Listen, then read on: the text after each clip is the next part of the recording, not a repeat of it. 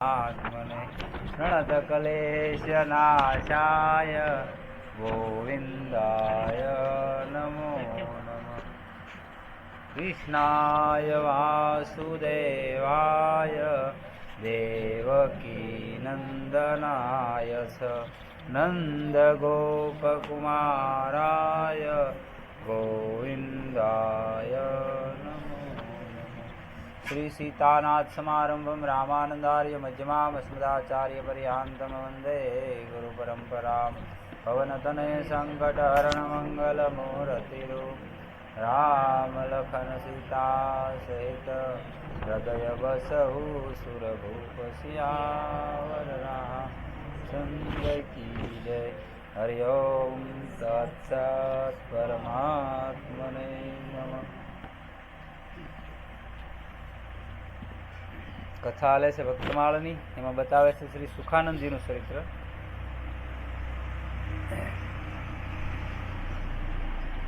सुख सागर की साप राग गौरी रुचि न्यारी है। पद रचना गुरु मंत्र मनो आगम अनुहारी है। निषदिन प्रेम प्रवाह द्रवत भूधर धयो निजर हरिगुण कथा आगाध भाव राजत लीलाभर। श्री सुखानंदजीनी भुजा आश्रितोने भक्तिदान करनारी अने संसारनो भय हरनारी हती અને એમનો સ્પર્શ લોઢાની જેમ વિમુખ દુષ્ટજનોને સોના જેવા સાધુ સદાચારી બનાવવા માટે પારસમણી રૂપ હતો।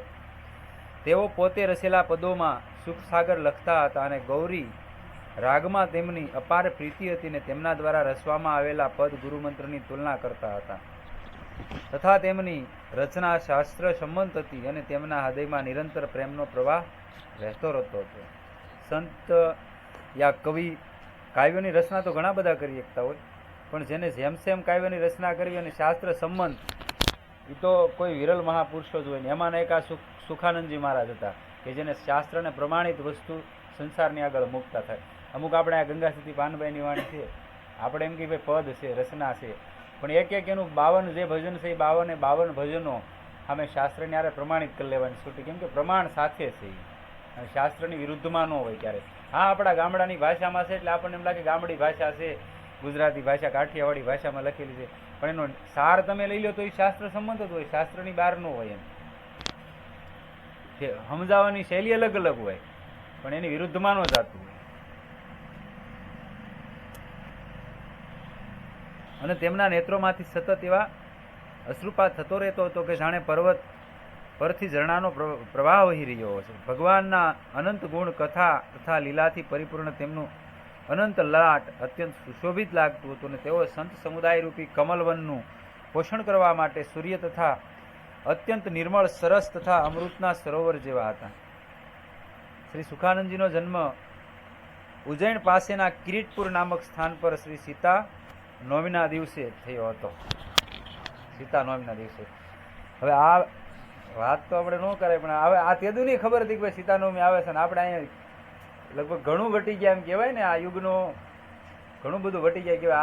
આજ સુધી જ નથી ખબર કે સીતાનવમી આવે છે એમ ખબર છે, પણ આ ઉજવવી પડે કે આ હકીકતની શું છે એ આજ સુધી નથી ખબર। તો મતલબ એક વસ્તુ છે આપણે અજાણ્યા કે આવડે ને આપણને ક્યારેય કીધું નથી, આ વસ્તુ તો પાકી સાબિત થાય ને। આપણે એમ નથી કહેતા એવડાનો કોઈનો દોષ, પણ એને અમુક વસ્તુ જ આપણી સામે પીરસી, બીજી બધી વસ્તુ છે એ।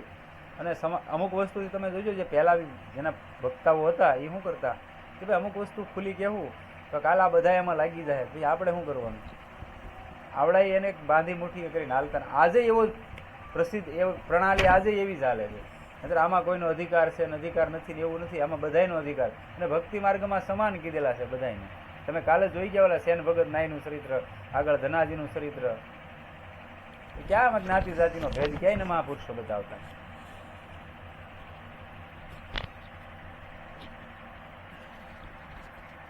પિતાનું નામ ત્રિપુરારી ભટ્ટ તથા માતાનું નામ શ્રી ગૌહારીબાઈ હતું અને શ્રી સુખાનંદજીનું બાળપણ નામ ચંદ્રહરિ હતું। જન્મથી જ તેઓ યોગસિદ્ધ મહાત્મા હતા અને તેમના નેત્ર અડધા મિશેલા રહેતા હતા। બાળપણથી જ તેમનામાં પ્રબળ ભક્તિના સંસ્કાર હતા। તેઓ દરરોજ માની આંગળી પકડીને મંદિરમાં ભગવાનના દર્શન કરવા જતા હતા અને થોડા મોટા થયા પછી સ્વયં એકલા જ દર્શન કરવા જતા હતા। આ તેમનું નિત્ય કાર્ય હતું। આવડા રોજ જતા, હજી ઘણા રોજ જવાવાળા છે, અને આપણે અઠવાડિયે જવામાં આપણને તકલીફ થતી હોય. અને આમ અમુકને તો મેં એવા જોયેલા સાવ નજીક ઘર હોય, ભગવાનના મંદિરની નજીક ઘર હોય, પણ મંદિરે આમ કરીને આમ દર્શન ન કરતો જતો હોય. કોને ખબર એને હું દુશ્મની હોય.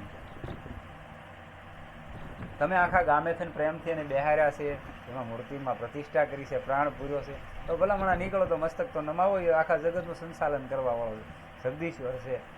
અત્યારે તમને થોડી ઘણી ઐશ્વર્ય આ બધું જે આપી દીધું છે, એના મદમાં એટલા બધા શકી ન જાઓ કે કાલ પછી પસ્તાવવું પડે.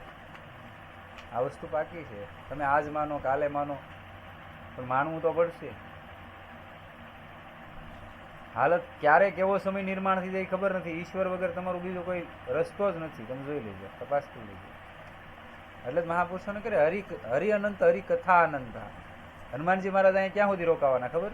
પૃથ્વી માથે એને વસન આપેલું છે. જ્યાં સુધી કળી કાળમાં ભગવત કથા હશે ત્યાં સુધી હું આ પૃથ્વીમાં થઈશું, આવું કીધેલું છે. ભગવત કથા બંધ થઈ જાય એટલે આ પૃથ્વીમાંથી હું વયો જાય. ભગવાને જયારે કીધું ને કે ભાઈ તમે હાલો, તમારે નથી આવવું, એટલે હનુમાનજીએ પહેલા કીધું હું આવું. ભગવાન કે નહીં, મારા કથારૂપી અમૃત જે હાલે છે આ જગતમાં તમારે રહેવાનું છે. એટલે પછી પાછું હનુમાનજીને ભગવાને કીધું કે ભાઈ તમે શું વિચાર્યું કે હવે તમારી કથા જ્યાં સુધી આ પૃથ્વીમાં હાલશે ત્યાં સુધી હું રહીશ. ત્યાં સુધી આવા જે અલૌકિક મહાપુરુષો છે એ બધા પૃથ્વી માથે છે. અને આજે ભગવાન નામ કીર્તન હાલતું હોય, હરિકથા હાલતી હોય, તો અહીંયા ઘણા એવા સિદ્ધ મહાપુરુષો છે એ બિરાજતા હોય, કથાનું રસપાન કરતા હોય, પણ આપણી એવી દિવ્ય દૃષ્ટિ છે નહીં. આપણે એવા ભગવાનના ભક્ત નથી, કાંઈ નામ જાપકે નથી, એવું પૂર્ણ સાધન આપણાથી થયું નથી. એટલે કોઈ અંશે આપણને એમ થતું હોય કે ભાઈ એવું ન હોય, પણ હકીકત છે. અને આજે તે ઘણાને એવા દર્શન થાય છે. ત્યાં સુધી પગવા માટે અને જોવા માટે અંતરશક્ષુ તો જોવે ને આપણામાં, ભજન તો જોવે ને. તમારે કોઈ વસ્તુની ખરીદી કરવા જાવી, તમારે આગળ નાણું હશે તો જ દુકાનવાળો આપશે, નહીતર નહીં આપે. એમ લૌકિક કામના તમારી હશે તોય તમારે આગળ કંઈક ભજનરૂપી પાવર તો જોહે જ તે, તો જ તમે પરમાત્મા પાસે કોઈ માંગણી કરી શકશો. નહીતર માંગણી કરશો તો વ્યર્થ જાહે ને. અને હું તો એમ કહું, માગો તો એની પાસે જ માગજો, દુનિયા પાસે ન માગતા. દુનિયા તમને કદાચ આજ તમારું કામે કરશે, કાર તમારી વાત કરશે. અને ઓલો અનંત કોટી બ્રહ્માંડ નાયક રાજા ધીરાજ કોઈ દિવસ કોઈની વાત નહીં કરે. એની પાસે દઈ જાઓ ને, માગો તો એની પાસે માગજો. અને સવારમાં ક્યારેય નબળો વિચારે નહીં કરવાનો, ભારે કરી ભગવાને આમ કહી નાખ્યું. કેમ કે રોજ કહેવાથી ભગવાનને ક્યારેક મજા આવી જાય ને, તથાસ્તુ એમ કહી દીધું હોય તો કહીજે. રોજ તમે જાગીને માગો ને તો આપણે રોજ, મેં ઘણી વાર કીધું ને કે રોજ પાણો હોય ને દોરડું ઘાય તો પાણાને કાપી નાખે ને, કે દોરડાની કોઈ તાકાત નથી કે પાણાને કાપી શકે. પણ છતાંય આપણે જોઈએ છીએ ને, કૌવા શેરડે બેનું પાણી ભરવા જાય કુઈએ તો અહીંયા પાણો કાપાઈ ગયેલો હોય, એ બધું પથ્થર કપાઈ જતો. તો ભગવાનને તમે રોજ કહો ભારે કરી તે મને ગરીબ બનાવે, ક્યાં નાખ્યો? તો હકીકત ગરીબ નહીં હોય ને તો ગરીબીમાં આવી જાઓ. આ બાકી વાત અનુભવની વાત છે, 100%ની. તમારે જેવું બનવું, હું એમ નથી કહેતો ધીરુભાઈ અંબાણી બની જાઓ કે મોટા, એવી નથી વાત. પણ ઘણું આપ્યું પરમાત્માએ. ખાવા પીવાની 3 ટકની વ્યવસ્થા આપી, રોજ માટેની, બાળકો ભણે છે, વ્યવસ્થિત મકાન ખોરડા છે. આનાથી વિશેષ શું જોવે? મારું મારું કરીને ભેગું કરવા વાળા ઘણા અહીંયા મરી ગયા, નથી મરી ગયા? અને હું તમે કાલ વૈયા જવાના છીએ, કાંઈ રહેવાનું તો છે નહીં, અજર અમર તો છે નહીં. તો ભાઈ થાય એટલું ભગવાનનું ભજન કરી લેવાનું. બાકી તમે આખી જિંદગી મહેનત કરશો, એનું તમને ઉદાહરણ પૂરું પાડી દો. હાલો, તમને પ્રસંગ યાદ આવ્યો. તમે આખી જિંદગી મહેનત કરો, તમારી અઢળક સંપત્તિ છે, માની લો કરોડો રૂપિયાના આશામી તમે સો, તમારી હાંક ડાકથી આખું ઘર ધ્રુજતું હોય, તમારા દીકરી બધા ધ્રુજતા હોય જ્યારે તમે કમાતા હોય ત્યારે, એ નહીં તમે પક્ષીઘાટનો ઝોટો એવો કેન્સર જેવો રોગ છો, તમારી કમાણીના પૈસા બોલો તમારું ખાનદાન ન વાપરે તો ભાઈ વાપરે ખરું? તમારી પોતાની પત્ની એમ કહે કે ભારે કરી આ ઘર ખાલી કરવાના છે કે હવે છૂટી જાય તો સારું, આનાથી વિશેષ દુઃખ બીજું કયું હોય એ મને કહો. હે કમાણા હતા તમે એવડાય કોઈ કમાવા ગયા હતા? નહોતા ગયા. એને તો ઘરે એની એક જ ફરજ છે, એને ઘરે બેન ખાવાનું છે, બાળકોનું ભરણ પોષણ કે જે એને હાંસવા મોટા કરવાની એની ફરજ છે. પછી હા અત્યારના યુગ પ્રમાણે કામે છે, અલગ વિષય છે, પણ છતાં એનાથી બધું થઈ નથી જતું. એ મારો કહેવાનો ભાવ, તમે તો જાગો નથી, તમે ખુવા ઘરે આવો ને, ખાલી 6-7 કલાક ખુવા આવો, બાકી તમારી પ્રવૃત્તિ આખો દિવસ કામની જ છે. આટલું બધું તમે ભેગું કરીને તમારા બાળકોને, તમારા પત્નીને બધાને આપ્યું, છતાંય જો તમને આવી કઈ તકલીફ થઈ હોય તો તમારું ભેગું કરેલું ધન હોય ને, એ ધનનું તમારો પરિવાર એમ કે છૂટી જાય તો સારું, નહીતર આ ઘર ધોઈને જાહે. તો એ ધન ભેગું કોની હાટું કર્યું છું? હું એમ નથી કરતા ન કરતા, ધન ભેગું કરજો, પણ તમારા જીવનનો એમાંથી 10મો ભાગ પરમાત્મા માટે કાઢજો. નહીતર ક્યારેક એવી જગ્યાએથી મોકલે ને વ્યવસ્થા, અડધા દાણા જોવા વ્યા જાય, ડાક ડમરૂમાં ને એમાં વ્યા જાય. ભગવાન દયા કરે ને એટલે દાણા જોવાનું શરૂ થાય, પછી પિતૃ નડતર થાય, 2-3 પાસા ખરીયાની નડતર આવે, આવું બધું આવે. એનું વાળન કરે ભવા. એવડાય જોતા જ હોય આમાં એટલા લેવાના છે, એમ જોઈને વાળન કરે તમારું. 2000નું થાય, ક્યારેક 3000નું થાય. તમે કેટલા મહિના નથી આપેલું ભગવાનને 10મો ભાગ, કે કેટલા વર્ષનો ના આપ્યો, એ 10મો ભાગ પ્રમાણે વાળન કરે ભવા. બરોબર. અને એનાથી વિશેષ હોય તો થોડું ઘણું ડૉક્ટર સાહેબને મોકલે, એ કે જાઓ ભાઈ અહીંયા થોડુંક તમારે બાકી છે, ખાલી તો તમારું પૂરું કરવું પડે ને, 10મો ભાગ તો લેવો પડે એને. એટલે તમે ગમે એને ખાલી કોરી કાપીને ભેગું કરશો ને તો એ લઈ જાય. એની કરતાં ભગવાનને ભાગીદાર બનાવી દેશો, ત્યારે દુઃખ જ નહીં આવે. ઝાપોદરના મૂળદાસજી મહારાજ છે, રાણા દરબારનું શરીર છે, એડવાન્સ સ્ટેટ કહેવાય ને, એના ભાયાત્મા કહેવાય છે. ઘણીવાર એવા પ્રશ્નો છેલ્લા જીવનના કંઈક આપણે મારા પ્રશ્નો હોય જીવનના, ઘણીવાર પૂછપરછ થતી હોય, કોઈ પરસ્પર ચર્ચા થતી હોય, મહાપુરુષો હોય ને આપણે શું એના ચરણોના દાસ કહેવાય. અને આ જીવનનો એની માથે લાટ બધો ઉપકાર છે કે આ શરીર માથે ઘણા બધી લાઈનમાં આપણે ખ્યાલ નહોતો, ત્યારે માર્ગદર્શન પૂરું પાડેલું, આજે પૂરું પાડે.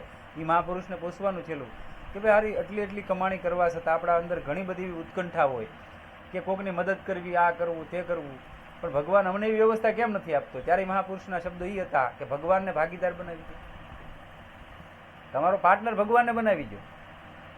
હા, તમારા અમુક પ્રારબ્ધ છે ને ઓટોમેટિક કપાવવા મળશે. ભગવાનને ભાગીદાર બનાવો. તમારાથી નથી ધંધો હાલતો. કોઈ બિઝનેસ તમે કર્યો, એમાં લોસ ગયા, તમે સમજાવજો વિષય છે, તમારે ગ્રહણ થાય કરી લેજો. જે કોઈ ધંધો બિઝનેસ કર્યો તમે પર્સનલીમાં, એમાં તમે લોન્સ ગયા, તમે ખોટમાં ગયા, તમને શું ભારે કરી હું મરાઈ ગયા, તો ઊંચનું કરવા ગયા, કમાણી નુકસાન થઈ ગયું. જ્યારે એકેય રસ્તો ન ખુલે ત્યારે તમે કોઈ પણ નાનો ધંધો કરવા જાઓ ને તો ભગવાનને ભાગીદાર બનાવી લેવાનો કે ભાઈ આમાંથી જે કમાણી થાય એનો તું પાર્ટનર મારો, 10% તારા. તમારું પ્રારબ્ધ ત્યાં બળવાન નહીં હોય ને, પરમાત્માનું પ્રારબ્ધ તો બળવાન છે ને, ભલામણ હાલવા મળશે. અને આ સાબિતી હો દાખલો, આવા રાજસ્થાની સાઈડમાં સાવરિયા સાઈડ મંદિર કહેવાય, ત્યાં સાબિતીના દાખલા. એટલી બધી સંપત્તિ, એટલી બધી એની કોઈ સીમા નહીં. હા, એ જો એક ભાગીદાર બની શકતા હોય તો આ અહીંયા બની શકે. કોઈ પણ મંદિરો, કોઈ પણ ભગવાન છે તમારો ભાગીદાર બની શકે. અને એવી જગ્યાએ પૈસા તમારે આગળ 10મો ભાગ છે એમ નથી કહેતો, એવા માણસોને ગાયોને, અત્યારે ગાયોના નામે તો બહુ મોટું હાલે કે ગાયના ગૌશાળાઓના નામે બહુ મોટું બધું હાલે. એટલે એમાં નહીં જતા. ઘણા બધા એવા ગરીબ હોય કે જેને હકીકત રિયાલિટીમાં જરૂર છે. તમે ક્યાં મેડિકલે જઈને ઉભા રહ્યા હો, દવાખાને, સરકારી દવાખાનું છે આપણે તળાજાનું, ત્યાં મેડિકલે ઘડીક 5-10 મિનિટ ઉભા રહ્યો, તમે જોવો ને તો ઘણા એવા ગરીબ માણસો આવતા હોય છે. હકીકત 200 રૂપિયાની દવા લેવાની હોય ને તો 150 રૂપિયાની લેતા હોય છે, 50 રૂપિયા ટિકિટ ભાડાના રાખવાના હોય છે. એ 200ની પૂરી દવા ન લઈ શકતા હોય ને, ત્યારે એને કહેજો એ 200ની દવા તમે પૂરી પાડી દેજો. ભલા માણસ તમારા અનંત જન્મોના કર્મને ધોઈ નાખે. આ ઈશ્વરની આ શક્તિ છે. તમારે તમારું પ્રારબ્ધ ધોવા જવું ન પડે, ક્યાંય ગોતવા નહીં જવાની કોઈ વ્યવસ્થા. પણ તમે ઊભા છો ને જ્યારે એવી વ્યવસ્થા આમ આવી જાય, કુદરતે તમને આપ્યું છે ને, તો આવી કરી કોકની મદદ કરજો. તમારી પાછળની હાથ પેઢી ખાય નહીં ને એટલું વ્યવસ્થા પરમાત્મા કરી દે. ભલા માણસ આ વસ્તુ પાકી છે, અનુભવ કરજો. કોઈ પણ તમે અહીંયા 5000નો ગાયોને સારો નાખી જો, નહીં નાખો, આપણે રાજી, એમાં કોઈ તકલીફ નથી. પણ જે અમુક જગ્યાએ એવી વ્યવસ્થા હાલે ત્યાં ન જાઓ. તમે ગામમાં જ નાખી જો, નાખવો હોય તો. અહીંયા ઘણા બધા ગાયું આટા મારા બિચારીને ખાવા નથી મળતી, એવા જ નાખો. એટલે એવા વ્યવસ્થાને જોઈને તમે પછી અમુક ઘણી બધી એવી વ્યવસ્થા હોય જે માણસોને કપડાં ન હોય, તમે ભલે ને 50-100 રૂપિયાના 200 રૂપિયાના તળાજામાંથી સેકન્ડ યરમાં જ ભલે લીધા હોય. ઓલા પર ઓલા માનવતા મંદિર છે